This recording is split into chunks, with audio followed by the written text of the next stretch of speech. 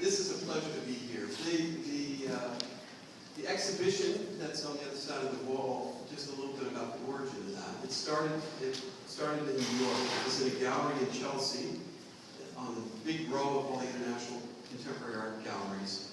And there's a gallerist there who had been asking us for a long time to have a show of our work there, because he's very interested in architecture. And Stephen and I couldn't come up with the right show to do there in that environment of contemporary art until this project came along. So we thought, what an interesting opportunity to show the artistic process of making architecture for contemporary art, surrounded by these contemporary art galleries in Chelsea. So there was a very nice resonance there. Many of you were there. There was a great response, a great turnout. But I think it has even more meaning here, this show, obviously, because this is where the building and the Institute and its aspirations will rise.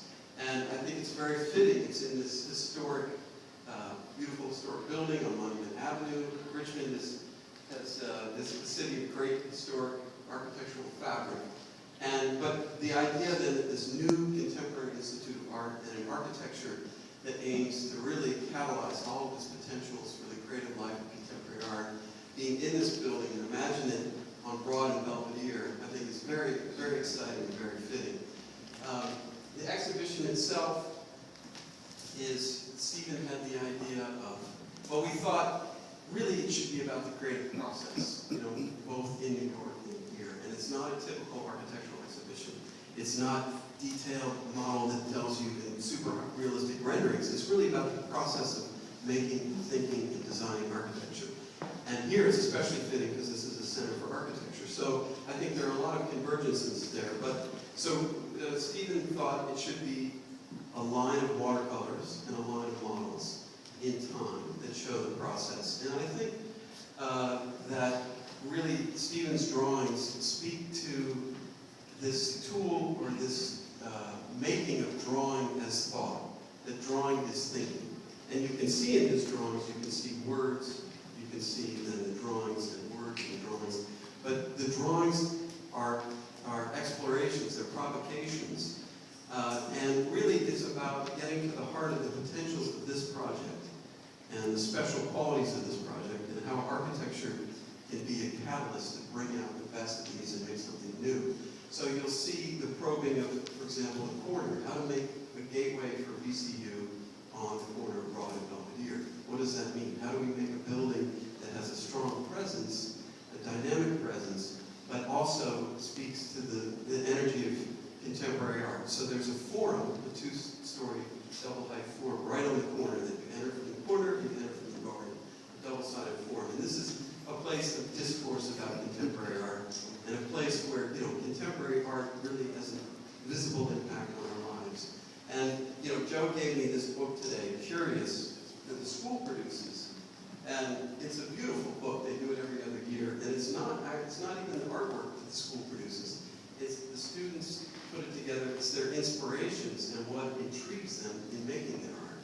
And I think just this creative energy, the idea of curiosity that this building can bring to this corner for contemporary art is an incredible potential. So Stephen's drawings, I think, take a close look at the words, look at all the experiments. It's also about experimentation and trying things, the process. You'll see there are some failures, there are some ugly things along the way. I had this professor in architecture school, he used to say, "It's going to be ugly." And this is, you have to probe, you have to try, and then you have to be super critical of yourself. The other thing I'd say is the models, and it's very important that the drawings and the models are together in a line because architecture is a collaborative act on many levels. In this case, it's of course always collaboration with the client, with Joe and the school, and with Bill and Pam and Steve and Kathy and everyone else who's been involved. But also within the team, we have Charles Tilley and Charles Piper from VCUarts here, our great partners in Richmond. They're key to making all of this happen and will be more and more so. And in the case of the models are made by everyone in our studio, and they sometimes trigger Stephen's thoughts, and Stephen's drawings trigger models. So Demetra, check Crowley out, I'll try to say it. That's a little better than Joe. I've got it written down. Is the project architect. She made about half those models in there, so if you have questions about the models, you can ask Demetra. But it's what we hope is that this exhibition shows that the process of designing a very special building with this place, contemporary art, all the future unknowns about contemporary art, show that that you have to try many things and you have to hone it, and gradually at the end you see it gets closer and closer to the final model. Two ideas that are in there that you can see that are from the start, I think, are first of all the corner, the idea of bringing performance and visual arts right to this corner, the importance of the corner, the torqued forms that we spend a lot of time studying, how to make a really dynamic building in the corner that is for VCU and has the energy of creative contemporary art. And the other is this idea of forking time, which you'll see words in Stephen's watercolors. It starts out spiraling, forking time, and then what we realized is the spiraling dropped out, that was too hard. But more really, this idea of forking time has a real connection to contemporary art. It's not just words or a concept, because the nature, we're trying to make a building that captures the energy and the nature of contemporary art. There are many parallel times now. There's not one single narrative. The days of abstract expressionism replaced by minimalism, conceptualism, that's no longer the case. Artists are working in many thought processes many times. So this building, the forking time, becomes galleries that can act independently, that fork out from the kind of collective forum, kind of discourse of contemporary art. They fork out from that, and each artist or each media can have kind of independence and validity that's all connected in a way, or it can be one continuous show. So there's a kind of kind of experiential, real practicality, flexibility in the conceptual as well, and that gets home that you see in the process.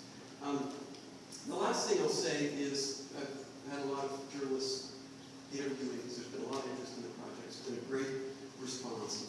And then one of them said, well, over the last 20 years, there have been so many museum projects built in the country, and now there's a kind of mixed review of some of them, right? Did some institutions go overboard? Did they build too much? Some didn't. And they said, how do you, given the economy shrunk, how in this time do you see this project? And I think I realized for the first time, in a way, it's a new model. Because, first of all, it's not that big. It's strategic. It's just the right size. And it's dedicated. It's not a museum. This is an institute for contemporary art. It's not even an institute of contemporary art. It's an institute for contemporary art.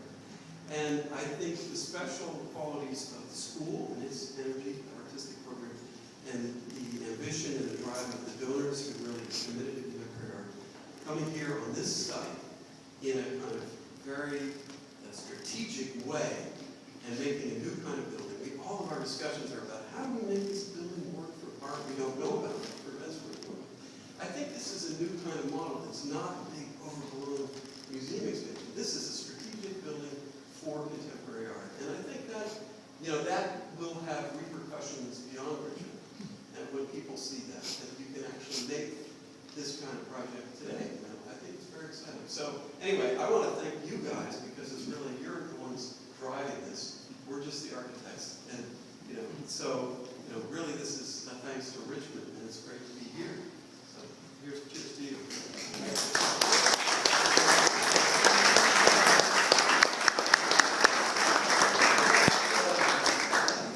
I just want to add one more thing at the end. And Chris talked about this idea of innovation and the idea of fear of failure. And I think the one thing, if you look at these models, some of these are pretty amazing and scary. And so I think what I love about this exhibition is that it's about not being afraid to fail. It's about trying to take that extra step that might be surprising, might get you in a place that might not be real comfortable for you, but then you move on to the next step. And that's what making art is all about. And that's what this Contemporary Institute is going to be about. It's going to be an incubator for new art. And I want to thank you all, and I want to thank the Holl Associates for coming, and Demetra, and thank you so much for that nice talk. And you all welcome. Congratulations for this new building we're going to get.